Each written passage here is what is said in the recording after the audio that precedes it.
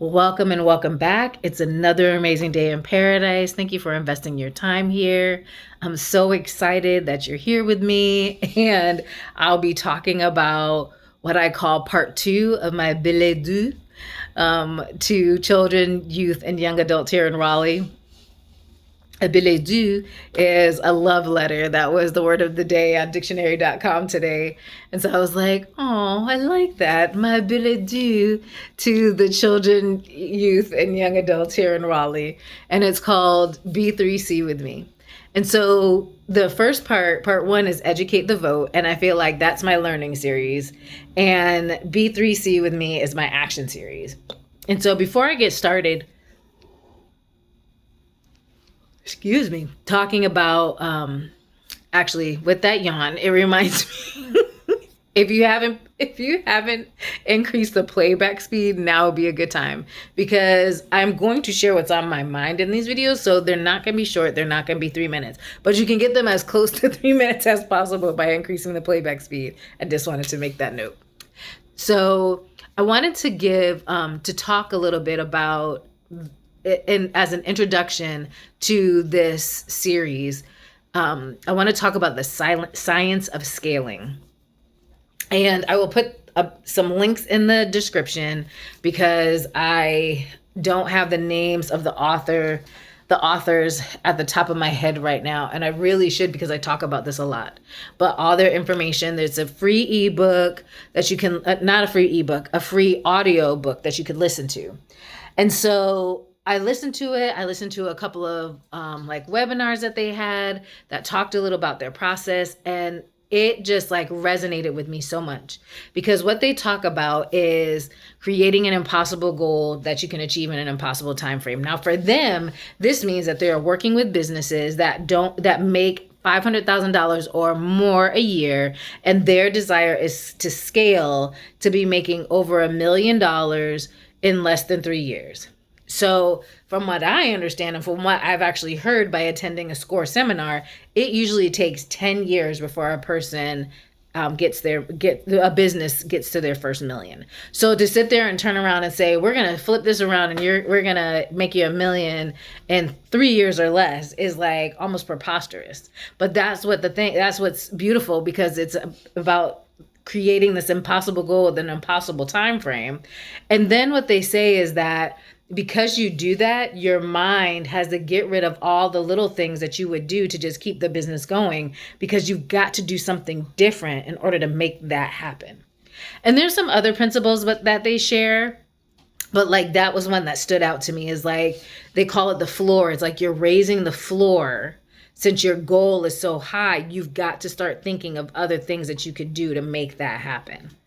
And so that was yeah. Yes. And so for me, what's so incredible about this, why this resonates with me so much and why I'm so excited about this, is because I serve a God who doesn't see anything as impossible. There's nothing impossible to God. There's nothing impossible with God. There's nothing impossible for God. If it isn't his plan, he will make a way for it to work out. So really, it's just impossible to me, and an impossible time frame to me, because of my limited perception of what I am capable of as a person. But because I have a God who is omnipotent and unlimited, omnipresent, then this goal is absolutely possible. Any goal is absolutely possible, especially if it glorifies him and it brings so much good into the world.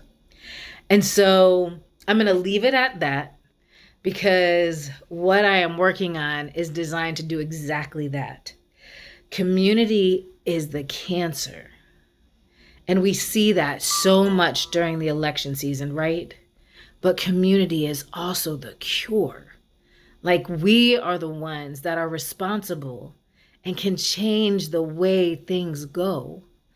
And I want to just point out that if you look in the description, you'll see the link to my digital business card. Please check out, when you go on there, look for Wake County election information. And when you click on that, you will see an op-ed piece that council member, Dr. Jane Harrison, who is the District D representative, wrote and was published in the Indie Week. And she is, she essentially says the same thing, that the time to change the trajectory is now during this midterm election season. And so Educate the Vote is part one of my billet doux to the children, youth, and young adults of Raleigh, and B3C with me is part two. And so I'll be coming back daily with more information on both of these, so that we can get a movement going on and change the way that things are going, so that everybody thrives. Everybody has the capacity to put good into the world on their own terms. Like whatever God has put them here to do, we are wanting to elevate that and make sure it happens. And so I just want to say thank you again. Thank you for investing your time listening, and please get involved. It's such an exciting time to be alive. A lot of people think it's terrifying. For me, it just shows me, like, with so many people engaged, if people can get engaged around the same cause that is for good, woo, we are going to change the world, okay? And that's how I'm feeling about this, what I'm working on right now.